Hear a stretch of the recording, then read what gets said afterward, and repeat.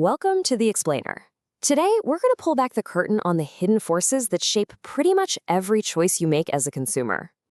So let's just dive right in with a question that really gets to the heart of how our economy is set up. Think about it. Why so many choices for one thing and so few for another? Well, it all comes down to one crucial concept: competition. Or, the lack of it.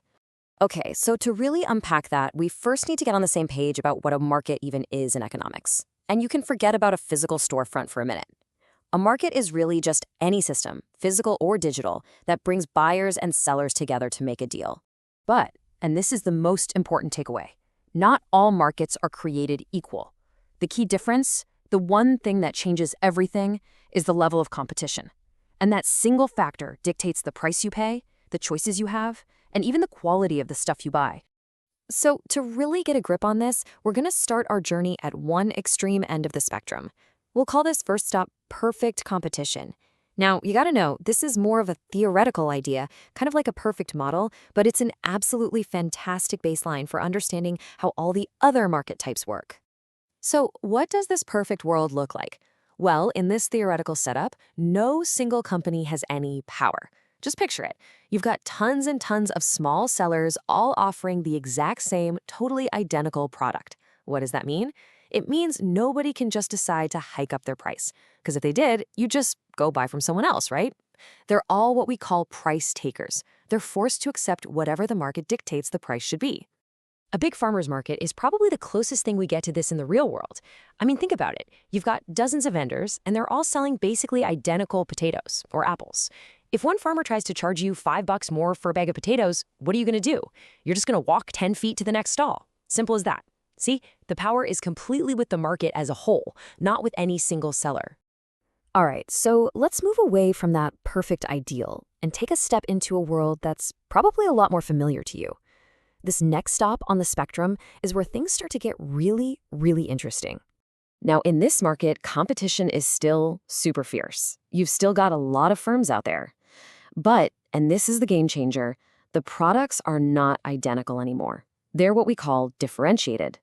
Companies pour tons of money into convincing you that their product is different, that it's better. And they do this through branding, advertising, you name it. And that single difference, that product differentiation, it changes everything. Just by making their product seem unique, firms suddenly get a little bit of power over the price. They're not just price takers anymore. Now they have some control. They can charge a bit more if they can successfully convince you their brand is worth it. And this is the world you live in every single day. It's the world of coffee shops, restaurants, clothing stores. It's the reason you might pick one brand of toothpaste over another, even if they're pretty similar. You perceive a difference, whether it's real or just great marketing, and that perception is enough to make you choose and maybe even pay a little more. That is the power of branding. Okay, time for our next big step down the competition spectrum. We are now entering a world dominated by just a handful of very, very powerful companies. Welcome to the oligopoly. The defining feature here, the one word you have to remember, is interdependence. What that means is that every single decision one company makes directly impacts all the others. Think of it like a high-stakes game of chess. One company drops its price, the others have to react. One company launches a new feature, the rivals have to counter. It's all about anticipating what the other players are going to do. And you see this all the time. Just think about the airline industry, right? A few major carriers pretty much control everything. Or the mobile phone industry. You've got your two giants, and then everyone else is just trying to grab a piece of the pie. These are classic textbook examples of oligopolies. Economists have a pretty fancy term for this: conjectural interdependence. It sounds complicated, but it just means that all these firms are constantly guessing and making assumptions, or conjectures, about what their rivals are going to do next.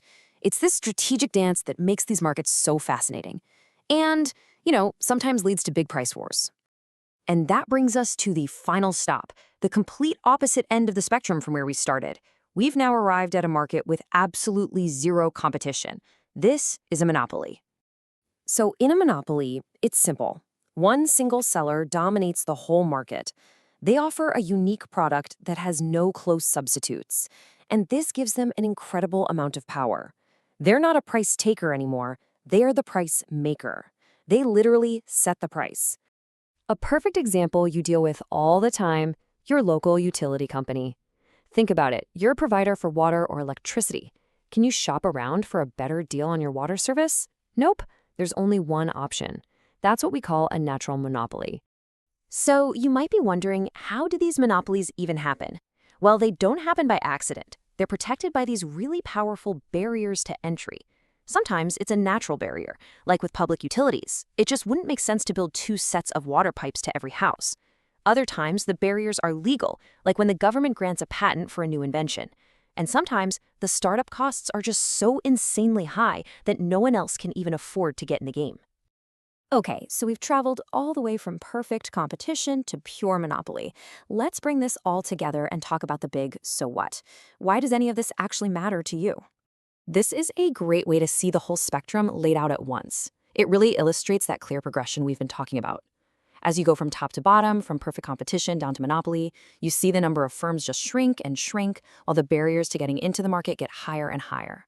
All the power gets more and more concentrated. So here's the bottom line, the thing that really affects you. The less competition there is in a market, the less choice you have, and usually, the higher the prices you're going to face as a consumer. It's a simple power dynamic. When companies don't have to fight for your business, they have way less incentive to innovate or lower prices. I mean, why would you build a better mousetrap if you're the only one selling them? And that brings us back to our big question at the end. As all these new technologies create brand new industries, think about AI, for example, where do you think they'll fall on this spectrum? Because understanding this is absolutely key. The answer will determine who holds the power in tomorrow's economy, and it will shape the choices you and I have for years, maybe even decades to come.